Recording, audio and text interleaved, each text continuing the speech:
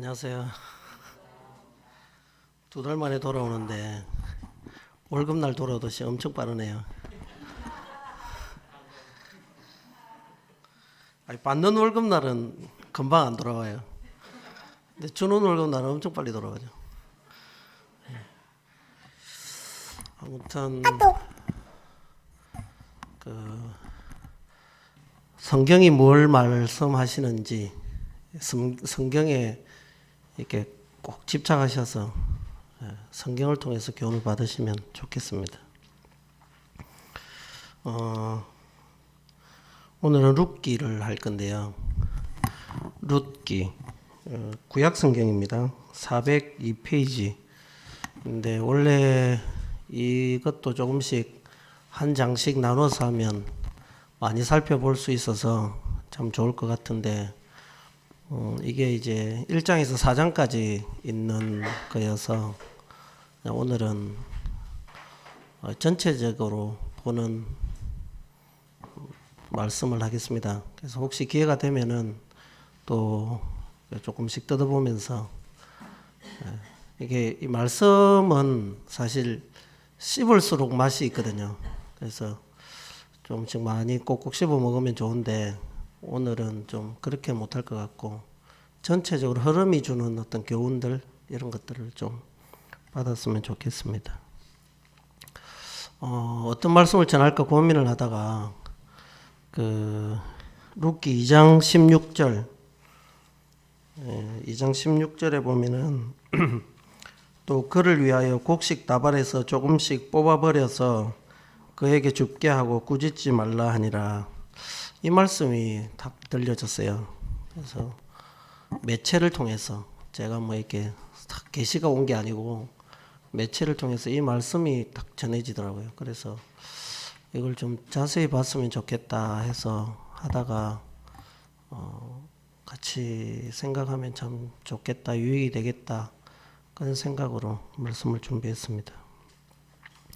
이 룻기는 그 사사기 시대에 이제를 배경으로 하고 있습니다. 사사기라 하는 것은 이제 여호수아가 이제 모세가 출애굽을 하고 여호수아가 이제 나라를 다 이제 분배해주고 나서 그 이후에 왕이 없었죠. 다른 나라들은 왕이 있었는데 이스라엘은 왕이 없었어요. 그래서 그 바로 앞에 보면 사사기 21장 끝절에 그때 이스라엘에 왕이 없으므로 사람이 각기 자기의 소견에 옳은 대로 행하였더라 이 말씀이 있습니다. 그건 뭐냐면 하나님께서 성경을 이제 이렇게 이 이스라엘 백성들에게 어떻게 행할 바를 다 해줬는데도 불구하고 사람들이 이제 자기의 소견이 옳은 대로 해서 사사기를 보면 이런 이제 그 등락을 계속해요.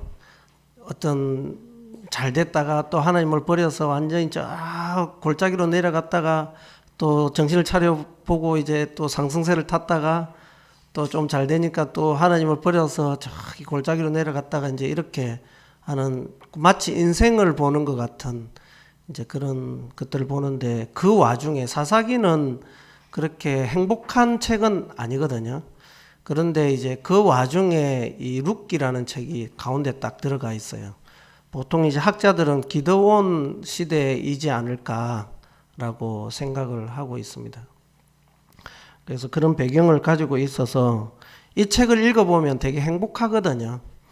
그래서 독일의 시인 게테가 저는 그분을 모릅니다.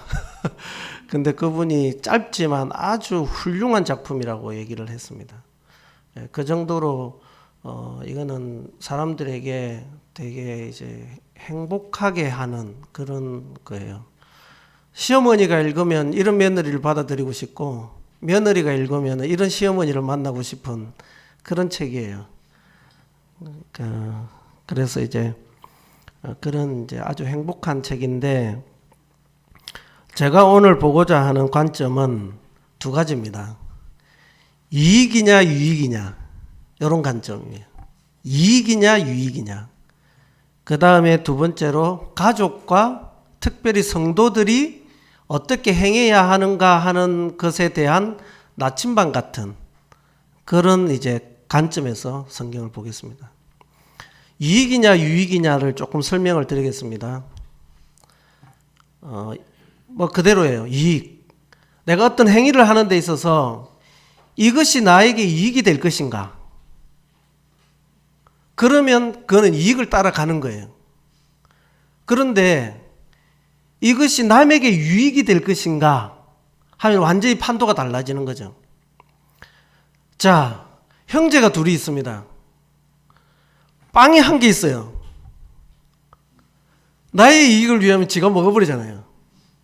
큰 놈은 힘으로 잡아서 지가 먹어버리고, 작은 놈은 살짝 숨어서 지가 먹어버리고, 뭐 이런 식이겠죠. 근데 상대방의 유익을 위한다면은 최소한 어떻게 하겠습니까? 반을 따겠죠. 이렇게 해서 너도 먹고 나도 먹고, 아니면 나는 지금 배가 부르니까 먹고 싶지만 내가 너를 위해서, 너의 유익을 위해서 내가 배려해 줄게. 이게 이제 유익이라는 거죠. 교회는 유익을 위한 곳이에요. 교회는 이익을 위한 단체가 아닙니다. 헌금을 하는 이유가 유익을 위해서 하는 겁니다. 우리가 교회를 섬기는 것이 내가 복을 받기 위함 1차적인 게 아니에요. 우리가 받은 사랑을 그대로 돌려주는 거예요. 그걸 위해서 교회는 존재하는 겁니다. 누구를 위해서? 상대방을 위해서. 이게 유익인 거예요. 교회가 이 관점에서 흐트러지면은 교회가 세상의 제도를 따르게 돼요. 그리고 교회에 어떤 사람들이 많이 들어오냐? 영업하러 교회에 많이 와요. 자기의 이익을 위해서 교회만큼 좋은 곳이 없어요. 이제 좀 친밀하게 해가지고 나 사실 이거 하는데, 교회를 이익의 장소로 만들 것이냐, 상대방에게 유익을 끼치는 곳으로 만들 것이냐. 우리가 평생 동안 교회를 섬기고 내가 교회에 다닌다고 할 동안은 우리가 어떤 행위를 할 때 잠시 멈춰야 돼요. 내가 이 행위를 하고 이 행동을 할 때에 이 행동으로 인해서 상대방이 유익을 얻을 것인가? 항상 이 관점에서 우리는 어떤 행위를 해야 해요. 특별히 교회가 그렇게 해야 돼요. 가정도 마찬가지지만 여긴 교회잖아요. 교회는 많은 사람들의 타겟이 되어 있어요. 보여주기 위한 곳이 아닌데 우리가 스스로 본을 보여야 하는 곳이 교회입니다. 그래서 이제 우리가 지금 이 시점에서 우리 자신을 한번 이렇게 돌아볼 필요가 있어요. 내가 하는 행위와 내가 하는 생각들이 과연 남을 위하는 것인가? 이런 관점에서 오늘 말씀을 드리겠습니다. 그래서 이것이 이분들이 하는 행위가 얼마나 유익을 주고 있는지, 그래서 우리도 이렇게 했으면 좋겠다. 물론 이제 이 성경이 여러 관점에서 교훈을 많이 줍니다. 근데 오늘은 그런 관점에서만 보겠습니다. 설명을 잠깐 드릴게요. 1장에 보면은 엘리멜렉이라는 사람이 나옵니다. 아버지가 이익을 위해서 떠납니다. 베들레헴이라는 이스라엘 땅에서 잘 살았어요. 엄청 잘 살았어요. 부하게 나갔더니, 왜냐하면 그 친족들이 그 베들레헴에 다 살았어요. 성읍이 다 알 정도였어요. 그래서 부하게 있었는데 베들레헴에 어느 날 흉년이 듭니다. 그래서 엘리멜렉이 쭉 들으시면서 한번 쭉 읽어보십시오. 엘리멜렉이 아들 둘이가 있었고 와이프가 있었어요. 그래서 이 가족들의 이름이 다 나옵니다. 엄마 이름이, 그러니까 아내 이름이 나오미. 이 나오미를 잘 생각하세요. 엘리멜렉이 아빠가 생각을 잘못하면 가족이 곤란에 처할 수 있습니다. 남편 되신 분들은 생각을 잘해야 돼요. 엘리멜렉이 재산을 지키기 위해서 어디로 가버렸냐면 모압으로 가버렸어요. 모압은 어디냐면은 이방 땅이고 사사기 내도록 싸우는 땅이고, 모압을 우리가 역사적으로 거슬러 올라가면은 모압은 이스라엘과 적대적인 나라예요.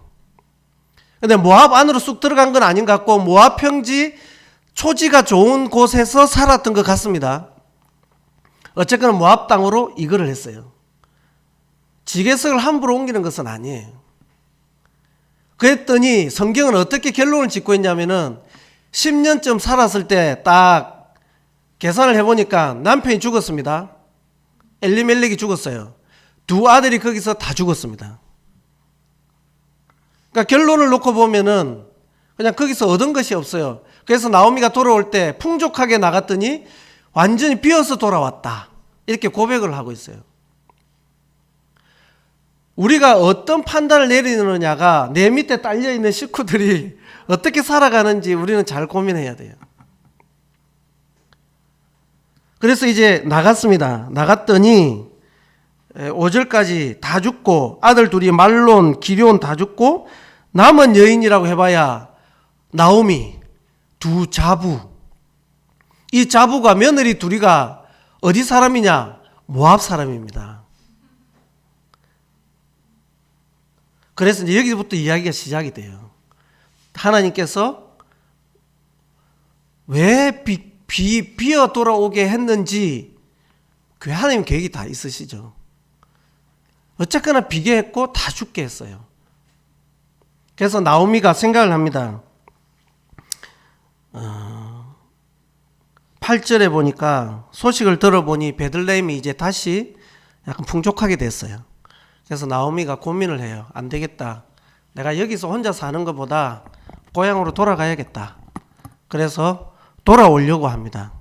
아무것도 없이. 쉽지 않겠죠. 참 어려운 결정이에요. 그렇잖아요.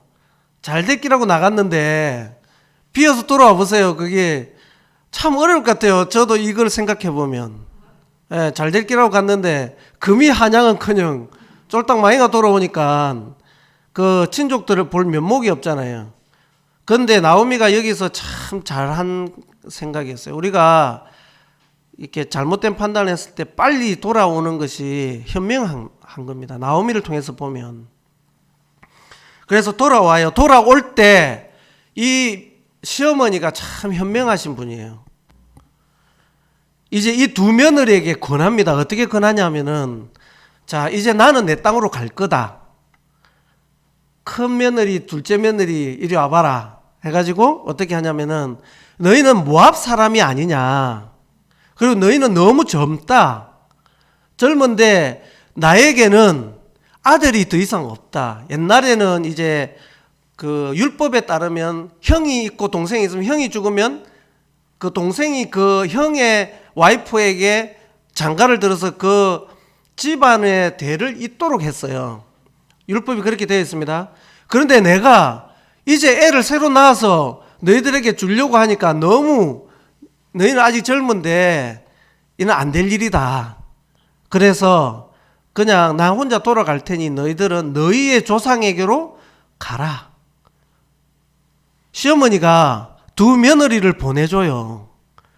이거 시어머니 어디 계시지? 쉽습니까 이게? 어렵잖아요. 왜냐하면 나는 아무것도 없이 돌아가요. 옛날 시대에 과부가 완전히 사회의 극빈곤층이었어요. 지극한 돌보심이 없으면 굶어 죽어야 되는 그런 빈곤층인데, 며느리가 있으면 그래도 자기의 이익을 원한다, 이해한다면은 며느리가 같이 가야지. 그래서 자기는 안 굶을 거잖아요. 이게 이익을 선택할 거냐, 유익을 선택할 거냐입니다. 나의 이익을 생각하면 며느리를 좀 데리고 가야 되잖아요. 그런데 여기서 판단을 해요. 며느리는 자기 땅으로 돌려주자. 그래서 두 며느리가 웁니다. 어머니 그런 말씀 하지 마세요. 성경 그렇게 기록되어 있지 않습니다. 하여간 비슷하게 그렇게 어머니 울면서 그래요. 근데 어머니가 강건하니까 둘째 며느리는 이제 한 며느리는 인사를 하고 자기의 땅으로 돌아갑니다. 왜? 시어머니가 허락을 했기 때문에. 그래서 어머니에게 입을 맞추고 눈물을 흘리지만 자기의 땅으로 돌아가요. 그런데 룻은 그렇게 말하지 않습니다. 14절 끝에 보면 그의 시어머니에게 입맞추되 룻은 그를 붙쫓았더라. 한 며느리는 어머니에게 인사를 하고 가고 룻은 붙쫓았다는 뭐냐면 팔짱을 꽉 꼈다 이 말이에요. 그러니까 떨어지지 않았다는 거죠. 그러면서 나오미가 얘기합니다. 내 동서는 그의 백성과 그의 신들에게 돌아갔는데 너도 너의 동서를 따라 돌아가라. 이렇게 얘기합니다. 그러니까 룻이 뭐냐면은 내게 어머니를 떠나며 어머니를 따르지 말고 돌아가라 강권하지 마옵소서. 어머니께서 가시는 곳에 나도 가고 어머니께서 머무시는 곳에 나도 머물겠나이다. 어머니의 백성이 나의 백성이 되고 어머니의 하나님이 나의 하나님이 되시리니 어머니께서 죽으시는 곳에서 나도 죽고 거기 묻힐 것이라. 만일 내가 죽는 일 외에 어머니를 떠나면 여호와께서 내게 벌을 내리시고 더 내리시기를 원하나이다 하는지라. 이런 며느리를 봐야 되는데 그렇잖아요. 이건 어떤 의미가 있냐면요, 집례할 때 우리가 교회에 집례를 하잖아요. 이 마음으로 집례를 하는 겁니다. 하나님께 대해서 제가 어떠한 일이 있어도 하나님을 떠나지 않겠습니다 하는 이 고백을 하고 집례를 받는 겁니다. 여기서 말하는 보아스는 그리스도고 룻은 성도예요. 구원받은 성도. 이방인이었던 그 나오미가 그 어머니를 통해서 하나님을 알게 됐어요. 그래서 저는 어떤 일이 있어도 그리스도를 떠나지 않겠습니다 하는 이 고백이 룻의 고백이면서 저희들의 고백이어야 한다는 것입니다. 그런데 룻은 자기의 이익을 원했으면 룻도 가야 되죠. 그런데 이 다른 자분은 한 며느리는 성경에 이 이후에 절대 등장하지 않습니다. 그런데 룻은 아시다시피 누가 되었습니까? 다윗의 아버지의 아버지. 그러니까 다윗의 할아버지를 오벳을 낳은 엄마가 됐어요. 성경에 등장합니다. 이방인으로서. 엄청난 축복을 누린 거죠. 그래서 이 룻이 이 고백을 통해서 룻이 더 이상 나오미가 이 여인을 권하지 않아요. 그래서 같이 고향으로 돌아옵니다. 여기에도 선택을 했어야 되잖아요. 내 이익을 원할 것인가? 남의 유익을 원할 것인가? 저는 어찌됐든 며느리지만 아들이 없는데 관계가 끊어졌잖아요. 그럼에도 불구하고 이 며느리는 그 어머니를 끝까지 붙잡은 겁니다. 이걸 여기서 우리가 성경은 말하지 않지만 유추할 수 있는 것이 뭐냐면은 비록 베들레헴을 떠나서 모압으로 갔지만 거기서 나오미가 이 며느리에게 어떻게 행했는지를 알 수 있는 대목이거든요. 나오미가 이 며느리에게 참 잘해줬지 않았을까? 평소에도 그리스도를 나타내고 하나님을 나타내고 이 며느리에게 참 사랑으로 돌보지 않았을까 하는 유추할 수 있는 대목이에요. 그러니까 저는 그 어머니를 떠나지 않겠습니다.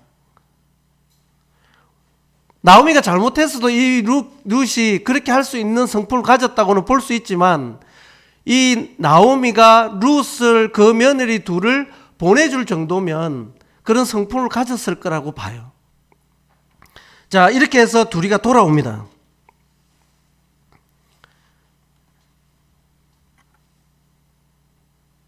이제 2장으로 넘어가면은 여기서부터 하나님이 역사를 준비하고 있어요. 회복하잖아요. 이제 우리가 주님을 섬기다가 그리고 살다 보면 항상 똑바른 항상 최선의 선택을 할 때만 있는 건 아니잖아요. 그래서 우리가 자칫 낙심이 되고 어려울 때 우리가 제일 먼저 하는 행위가 뭐냐면은 교회를 안 가요. 그냥 쉴래. 근데 이게 참 좋지 않은 습관이거든요. 기도를 쉴래. 보통 이렇게 합니다. 사람들이 세상에서 힘들어졌는데 왜 교회를 떠나는지 그게 이제 죄악된 사람들의 원래 돌아가려고 하는 회귀 본능 때문에 원래 자기의 그 죄인된 모습으로 돌아가려고 하는 사람 습성이 있어요. 그런데 이제 아셔야 될 것은 뭐냐면 하나님께서 내가 회복하기만 하면 그 둘째 아들이 마태복음입니까? 복음서에 그 아버지가 아들을 탕자 그 둘째 아들을 문 어귀에서 기다리고 있잖아요. 그것처럼 회복될 기회가 항상 딱 기다리고 있거든요. 추수할 때 보리를 추수할 시기였고 보아스가 기다리고 있었고 하나님께서 여러 가지로 이 사람들을 회복할 수 있는 그 저변의 배경들을 이미 딱 준비해 두고 있습니다. 그래서 그런데 내가 돌아갈 때는 뭘 지고 갔습니까? 아니잖아요. 빈털터리로 돌아갔잖아요. 우리가 회복을 하려고 마음을 먹을 때 똑같아요. 환경은 변한 게 없습니다. 그런데 회복하려고 마음만 먹으면 그때부터 하나님께서 일하시기 시작하는 겁니다.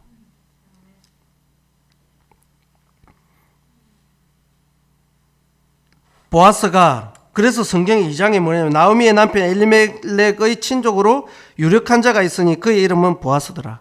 그래서 2장 1절에 보아스가 있다라는 것을 언급해 두잖아요. 돌아왔어요. 변한 건 없잖아요. 쌀이 없어요. 그런데 그 주위에는 뭐 할 때였냐면은 보리 추수를 할 때였습니다. 룻이 그 시어머니를 위해서 어떻게 하냐면 어머니 이삭을 주우러 가게 해주세요. 그래서 보리 이삭을 주우러 갑니다. 허락을 받지 않고 남의 밭에 이삭을 주우면 불법입니다. 그래서 가서 그 일하는, 그러니까 우리처럼 시골에 뭐 이렇게 논 조그맣게 영역이 있는 것이 아니라 크잖아요. 그래서 그것을 다스리는 집사가 있습니다. 그래서 거기 가서 허락을 받았겠죠. 그래서 거기서 보리 이삭을 줍고 있었어요. 룻이 그 시어머니에게로 돌아와서 같이 가면서 그 시어머니를 위해서 이삭을 주우러 갔습니다. 그냥 이건 저 생각인데 나오미 집안이 그쪽으로 갔을 때 엄청 잘 돼서 갔단 말이에요. 그래서 그 룻도 그 두 자부의 배경도 괜찮았을 거라는 생각을 해봐요, 저는. 근데 이 룻이 그럼에도 불구하고 그 시어머니를 위해서 엎드려서 그 이삭을 줍는 행위를 할 때는 정말 그분을 위해서 섬기려고 하는 자세가 없으면 하기 힘든 그런 자세인 거잖아요. 그래서 룻이 가는데 하필이면 누구 땅에 가냐면 보아스의 밭에 가게 되는 것이에요. 근데 그때 보아스가 말을 타고 이제 그 밀레의 그렇지, 이삭 줍는 여인들 그게 나오잖아요. 그게 다 성서를 기반으로 해서 만들었습니다. 그래서 이삭을 줍습니다. 거기서. 그래서 보아스가 보고 못 보던 애인데 누구냐 하니까 나오미의 며느리인데 참 부지런하게 집에 잠시 가서 한참 더울 때 그때 잠시 집에 가서 쉰 것 외에는 지금까지 저렇게 열심히 이삭을 줍고 있습니다. 시어머니에게 그 곡식을 해드리기 위해서. 그래서 보아스가 나오미에게 룻에게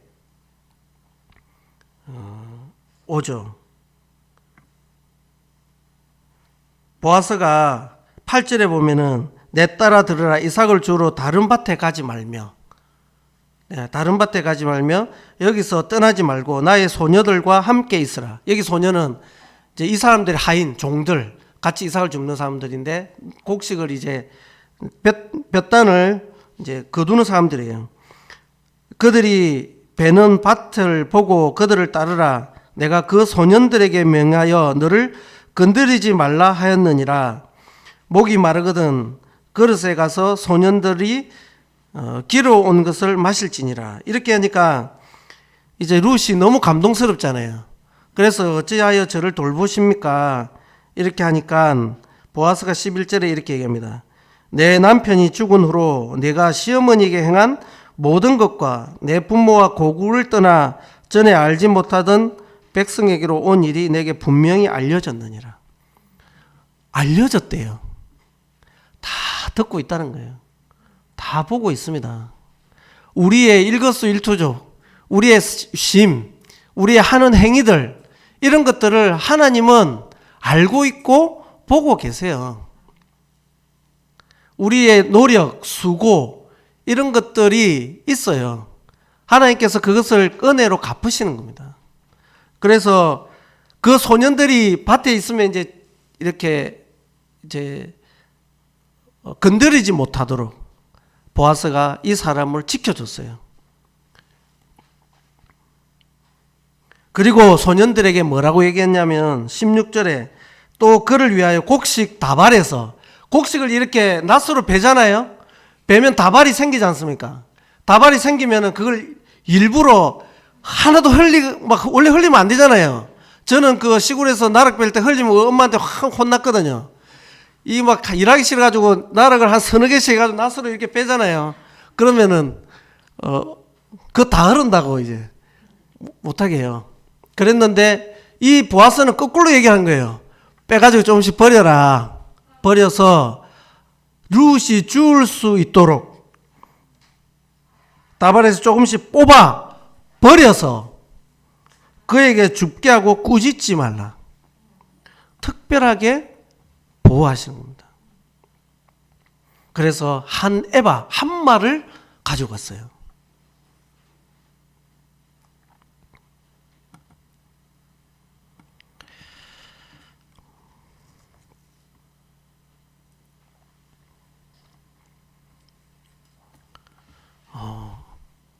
저는 이 말씀 쭉 계속 읽었어요.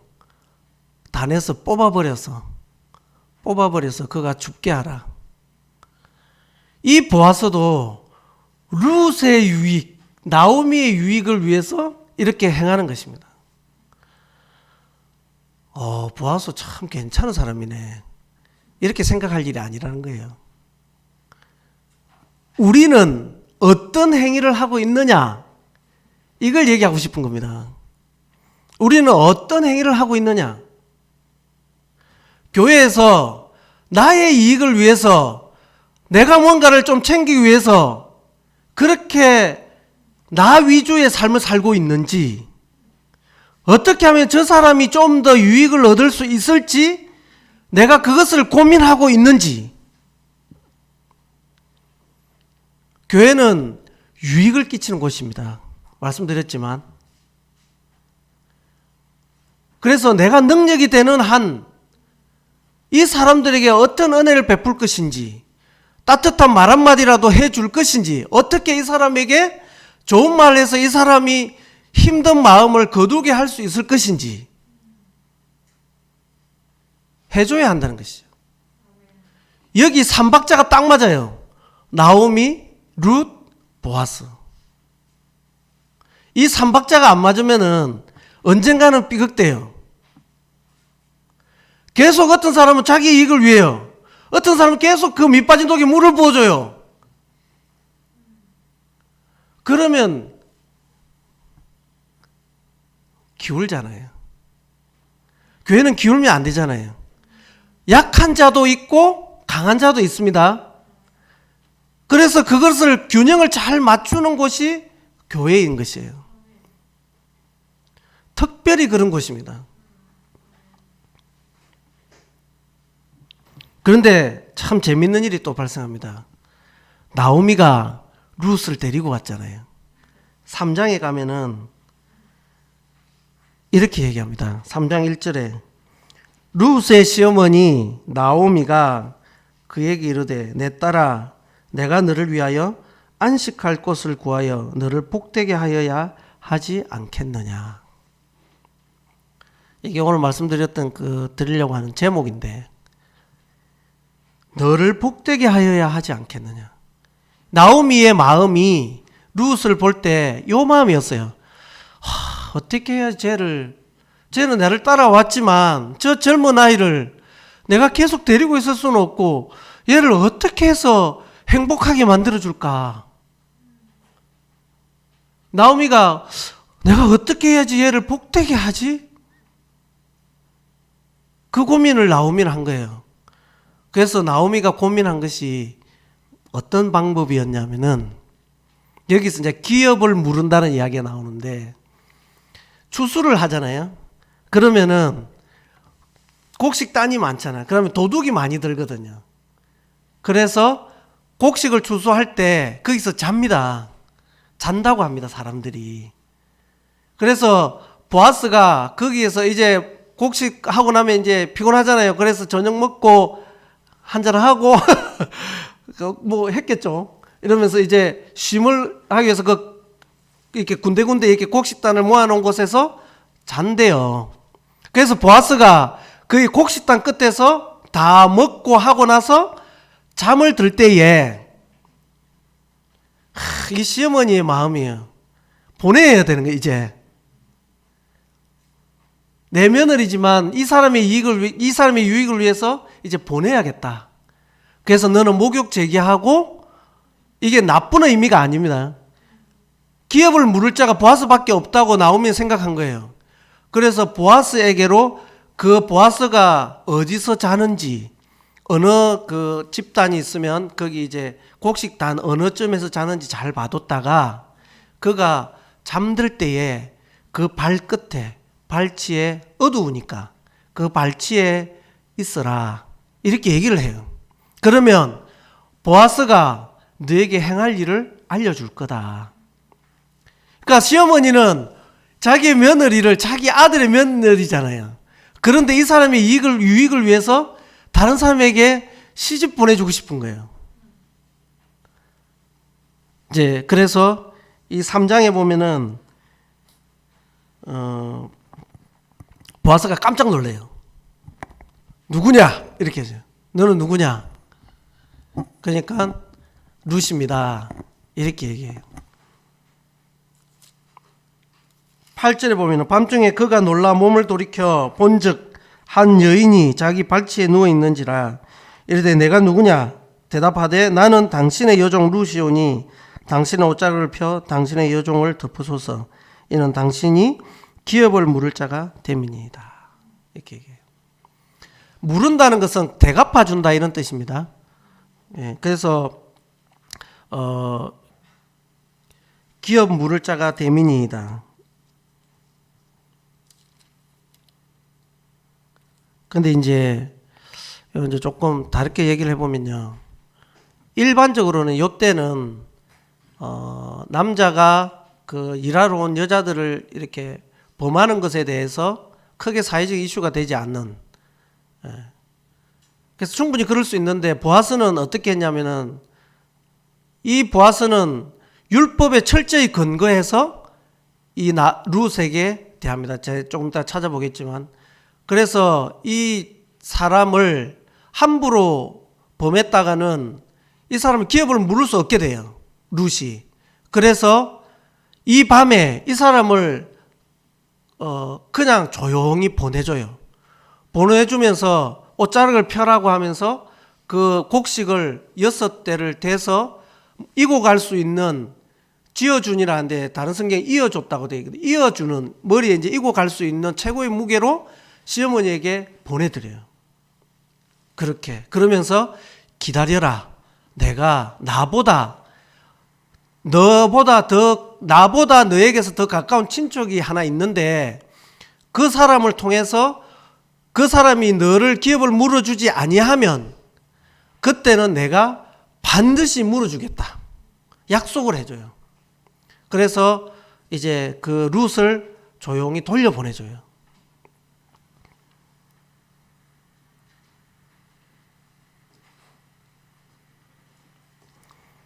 18절입니다. 시어머니가 잠이 왔겠습니까?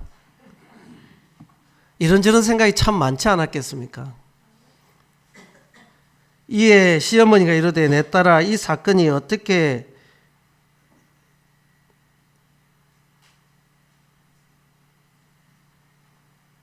16절에 시어머니에게 가니 그가 이르되 내 딸아 어떻게 되었느냐 하니 룻이 그 사람이 자기의 행한 것을 다 알리고 이렇게 쌀을 주셨습니다, 곡식을 주셨습니다 하니까 18절에 이 사건이 어떻게 될지 알기까지 앉아 있으라.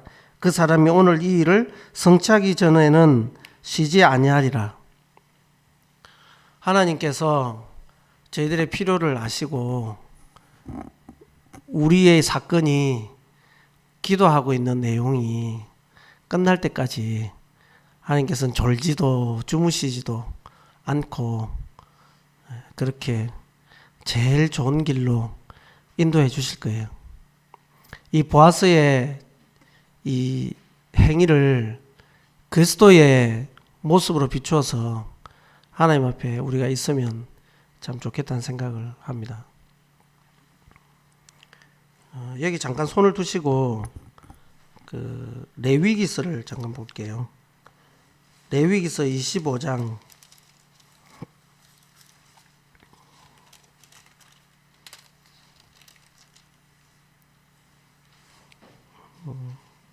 23절입니다. 구약성경 185페이지 구약성경 185페이지 레위기 25장 23절 토지를 영구히 팔지 말 것은 토지는 다 내 것임이니라. 너희는 거류민이요 동거하는 자로서 나와 함께 있느니라. 너희 기업에 온 땅에서 그 토지 무르기를 허락할지니 만일 내 형제가 가난하여 그의 기업 중에서 얼마를 팔았으면 그에게 가까운 기업 물을 자가 와서 그의 형제가 판 것을 물을 것이요 만일 그것을 물을 사람이 없고 자기가 부유하게 되어 물을 힘이 있으면 그 판 해를 계수하여 그 남은 값을 산자에게 주고 자기의 소유지로 돌릴 것이니라.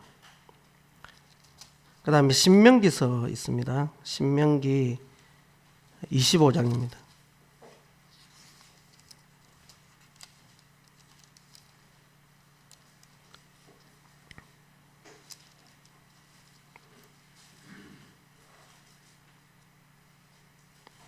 (5절입니다) 300페이지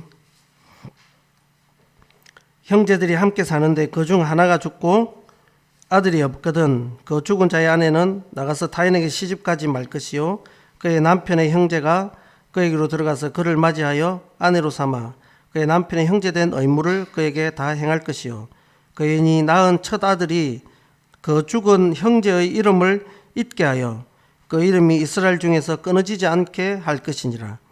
그러나 그 사람이 만일 그 형제의 아내 맞이하기를 절개하지 아니하면 그 형제의 아내는 그 성문으로 장로들에게 나아가서 말하기를 내 남편의 형제가 그의 형제의 이름을 이스라엘 중에 잊기를 싫어하여 남편의 형제된 의무를 내게 행하지 아니하였나이다 할 것이요 그 장로들은 그를 불러다가 말할 것이며 그가 이미 정한 대로 말하기를 내가 그 여자를 맞이하기를 절개하지 아니하노라 하면 그의 형제의 아내가 장로들 앞에서 그에게 나아가서 그에게 발에서 신을 벗기고 그의 얼굴에 침을 뱉으며 이르기를 그의 형제의 집을 세우기를 절겨 아니하는 자에게는 이같이 할 것이라 하고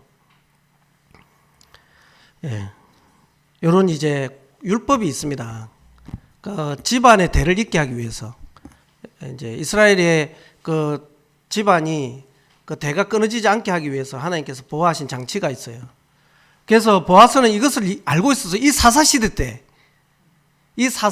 자기의 소견대로 옳은 대로 행하는 이 시대에 정확하게 율법을 꿰뚫고 있는 한 사람이 있었어요. 보아스.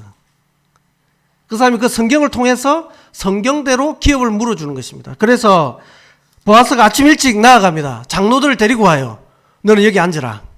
그리고 그보다 가까운 친척 한 사람을 데리고 옵니다. 아무개라고 성경이 표현하고 있습니다.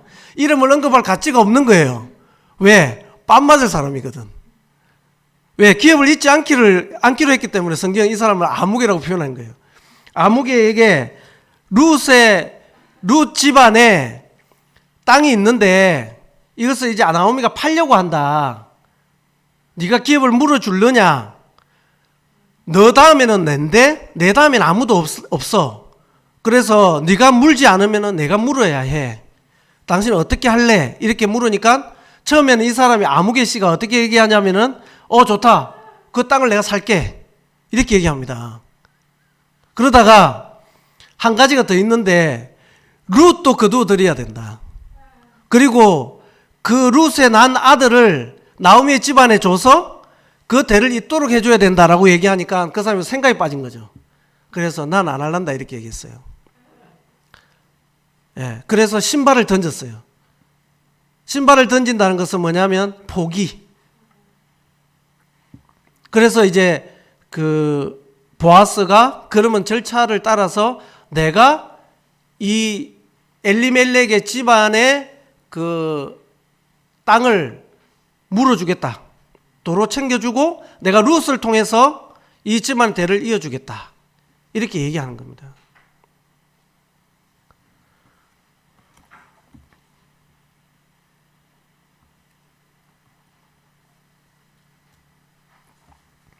이게 이제 룻기의 전반의 내용이에요.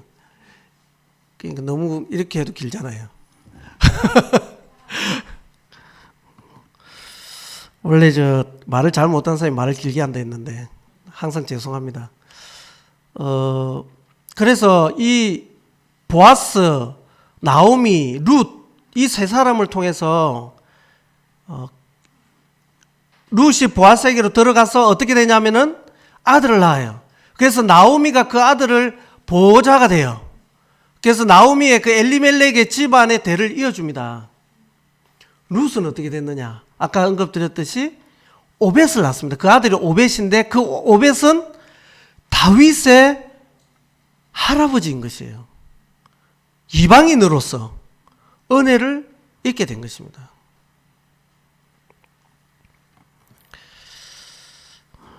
요한일서를 한번 보겠습니다.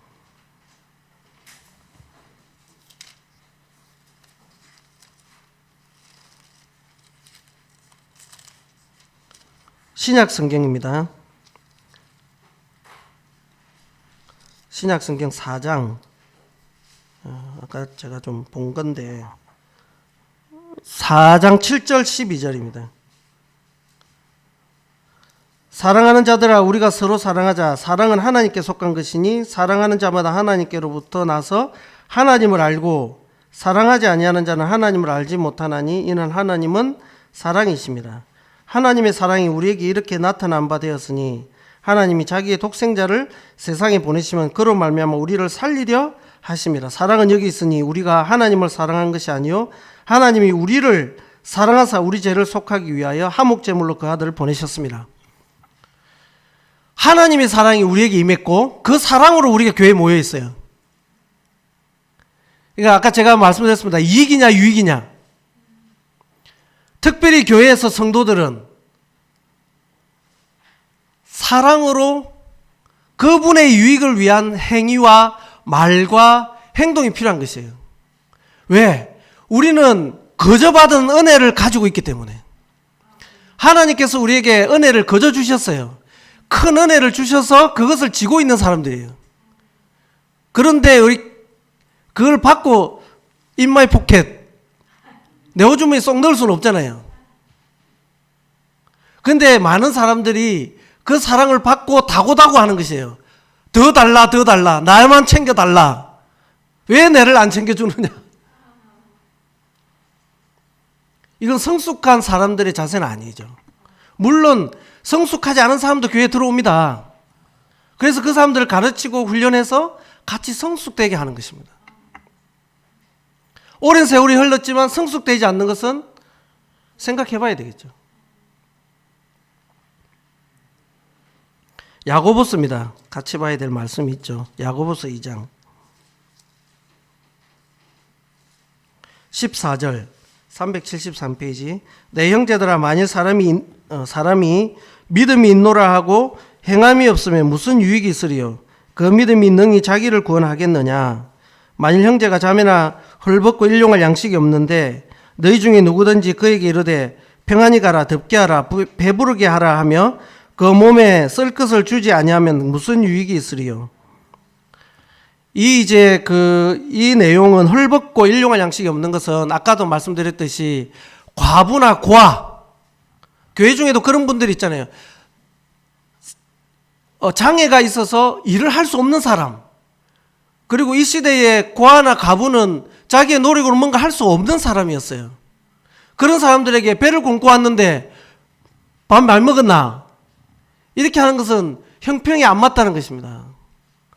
이 사람들의 어려움들을 알고 우리가 교회에서 이 사람들의 어려움을 도우고 해줘야 될 필요를 말씀하고 있는 거죠. 유익을 위해서.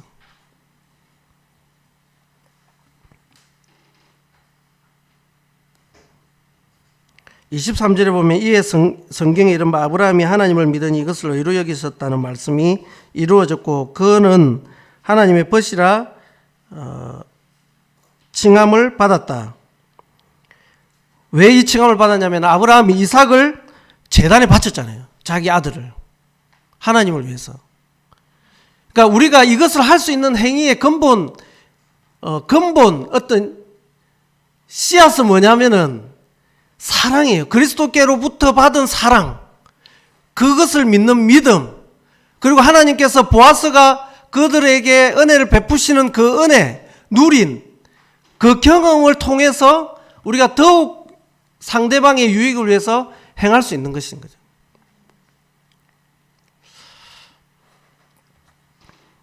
히브리서 10장 24절에 보면은 서로 돌아보아 사랑과 선행을 격려하라 이렇게 말씀하고 있어요. 이 책이 룻기가 아름다운 이유가 며느리만 잘해서가 아니에요. 예.